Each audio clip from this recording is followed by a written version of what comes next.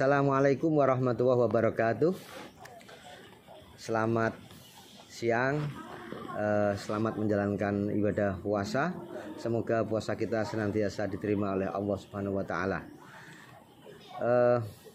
Ada satu hal yang penting di dalam rangkaian puasa ini adalah bagaimana kita diwajibkan untuk mengeluarkan zakat, termasuk zakat fitrah dan zakat mal.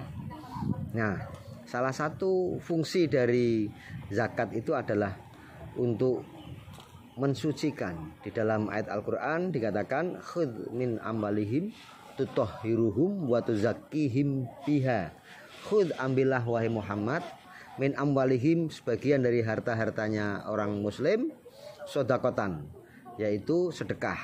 Sedekah di sini maknanya sodakoh wajib, yaitu zakat. Fungsinya apa?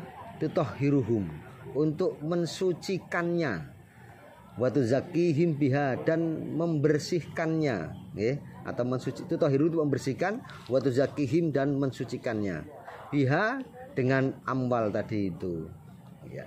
Nah, ini maksudnya bagaimana?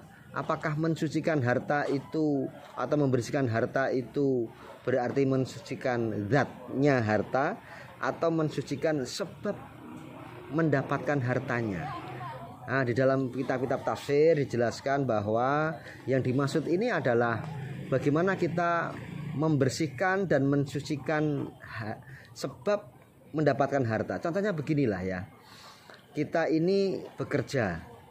Oke, tetapi di dalam bekerja ini pasti ada sesuatu yang masih belepotan. Contohnya korupsi waktu. Kalau korupsi uang lebih jelas lagi, itu korupsi waktu. Itu kan menjadi sesuatu yang berarti kita mendapatkan gaji tetapi tidak seluruhnya hak kita. Ada sesuatu yang mestinya bukan hak kita tapi masuk ke dalam pendapatan kita. Ini contohnya, sehingga harus kita keluarkan. Harus kita sedekahkan. Itu contoh saja. Contoh yang lain, misalnya kita berdagang, kita berbisnis, punya usaha. Tempat usaha yang kita miliki itu fasilitas umum. Ada trotoar, ada tempat umum. Walaupun kita sudah dapat izin dari seseorang atau bahkan dari otoritas, tapi itu tempat umum, sehingga tidak memiliki sepenuhnya hak.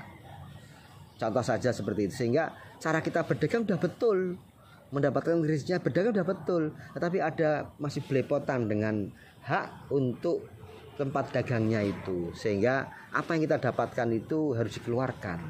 Contoh-contoh yang lain saya kira banyak, bahwa kita semuanya harus sadar kita tidak bisa putih bersih, tetapi putih yang masih ada sedikit abu-abunya atau ada kekurangannya.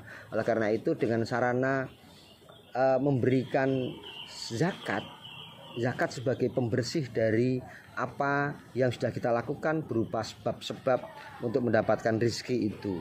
Dengan begitu harapan kita adalah rezeki yang kita terima itu betul-betul bersih dari sebab-sebab yang tidak halal. Dan saya kira kita tidak bisa menutup diri ya, bahwa semuanya mesti punya sesuatu yang kurang. Orang dagang tadi sudah saya sebutkan, kadang-kadang kita suka bertindak agak tidak jujur ketika menyampaikan kepada pelanggan, berlebihan. Itu kan juga sesuatu yang kurang. Ketika jadi pegawai korupsi waktu, mungkin kerjaannya kurang benar. Itu kan hal-hal yang kurang yang mestinya harusnya tidak menjadi hak kita bayarannya 100%, tapi ada haknya si pemberi itu. Tapi dalam hitungan pendapatan itu adalah menjadi hak kita semua. Oleh karena itu rasional jadinya, sehingga ada rasionalitas kenapa kita harus mengeluarkan zakat. Karena memang sebenarnya yang kita dapatkan itu bukan seluruhnya berasal dari sebab yang benar dari kita. Demikian saudara-saudaraku semuanya, kaum muslimin muslimat, sehingga kita sekarang memiliki satu pengetahuan di mana ada rasionalitas kenapa kita itu harus mengeluarkan zakat, dan kenapa zakat itu mensucikan dan membersihkan dan mensucikan harta kita. Dan jangan dimaknai membersihkan zatnya harta, tapi membersihkan sebab kepemilikan harta sehingga kita menjadi hamba yang bersih hatinya dan hamba yang bersih zahirnya. Ila liqa masalamah wa wal muwaffiq ila aqwamit thoriq. Assalamualaikum warahmatullahi wabarakatuh.